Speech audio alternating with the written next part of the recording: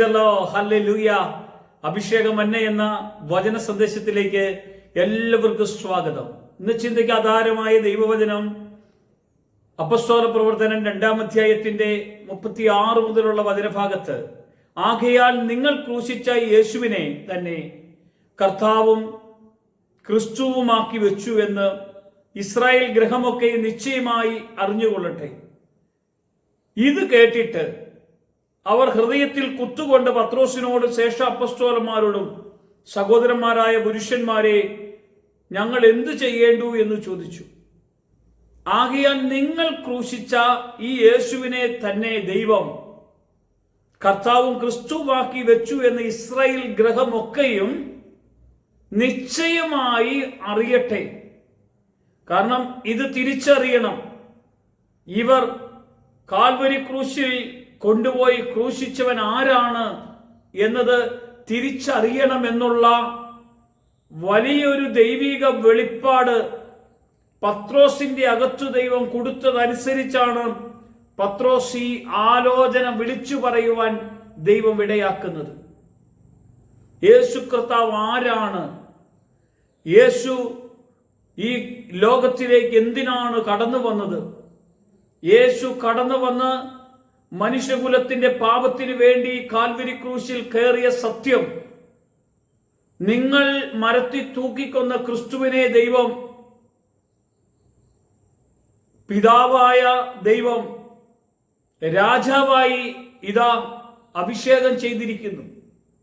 ഇത് നിങ്ങൾ തിരിച്ചറിയണം. ഞങ്ങളുടെ കർത്താവാണവൻ, രക്ഷിതാവാണവൻ.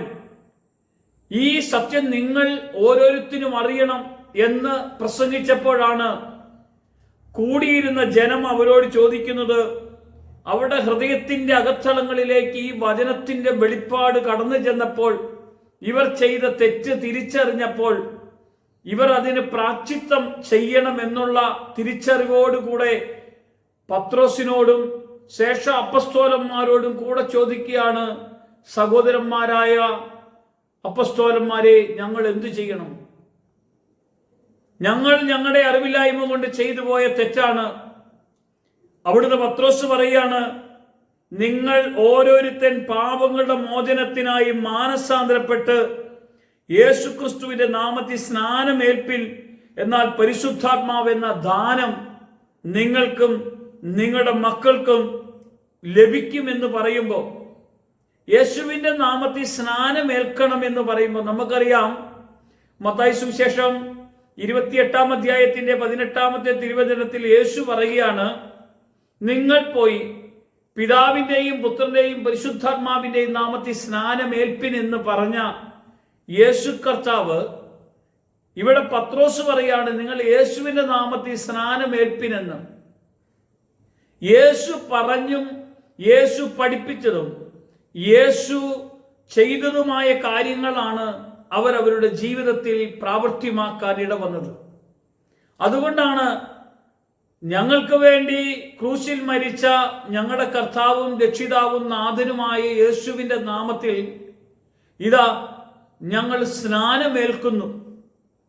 പാപം മുഴുവനും കഴുകിക്കളയാൻ കഴിയുന്ന ഒരേ ഒരുവൻ യേശു മാത്രമേ ഉണ്ടായിരുന്നുള്ളൂ. യേശു കാൽവരിയിൽ പാപത്തെ മുഴുവൻ കഴുകിക്കളഞ്ഞെന്ന സത്യം സ്നാനപ്പെട്ട യേശുവിനോട് കൂടെ ചേരുമ്പോൾ ആ മനുഷ്യൻ തിരിച്ചറിയുവാൻ ദൈവം ഇടയാക്കും. എന്തിനാണ് നമ്മൾ സ്നാനമേൽക്കേണ്ടത്? ബൈബിൾ ഇങ്ങനെ നമ്മളെ ഓർമ്മപ്പെടുത്തുന്നു. യോഹന്നാൻ സുവിശേഷം 3-ാം അധ്യായത്തിന്റെ 3-ാമത്തെ തിരുവചന ഭാഗത്ത് ഇങ്ങനെ പറയുന്നു, നിങ്ങൾ ജലത്താലും ആത്മാവിനാലും സ്നാനപ്പെടുന്നില്ലെങ്കിൽ, ജലത്താൽ ഒരു സ്നാനമുണ്ടെന്നേ, വെള്ളത്തിൽ മുങ്ങിയൊരു സ്നാനം എടുക്കണം. അതെല്ലാ ക്രിസ്തീയ സഭകളും ചെയ്യുന്നതാണ്. ബൈബിൾ പ്രകാരം വെള്ളത്തിൽ മുങ്ങി സ്നാനമെടുക്കണം. എങ്കിൽ മാത്രമേ ഒരാൾ ദൈവരാജ്യത്തിലേക്ക് കാണുവാനും ദൈവരാജ്യത്തിൽ കടക്കുവാനും കഴിയത്തുള്ളൂ. കാരണം ഭൂമി സാക്ഷി പറയുന്ന മൂവരുണ്ട്: ജലം, രക്തം, ആത്മാവ്. ഈ മൂവരുടെയും സാക്ഷ്യം സത്യമാണ്. ഈ പ്രകാരമാണ് നമ്മൾ സ്നാനമെടുക്കുന്നത്. ക്രിസ്തുവിനോട് കൂടെ ചേരാനാണ്. നമ്മുടെ പാപത്തിന്റെ കറകളെ മുഴുവൻ കഴുകിക്കളഞ്ഞ യേശുവിന്റെ നാമത്തിലാണ് വിശ്വസിക്കുന്നത്. സ്നാനം എടുക്കുമ്പോൾ നമ്മൾ പരസ്യമായി ഏറ്റുപറയുകയാണ് ചെയ്യുന്നത്. ഞാൻ എൻ്റെ കർത്താവിനെ രക്ഷിതാവും നാഥനുമായി സ്വീകരിക്കുന്നു. അപ്പോൾ നമുക്ക് കിട്ടുന്ന എന്താണ്? പരിശുദ്ധാത്മാവിന്റെ ദാനം.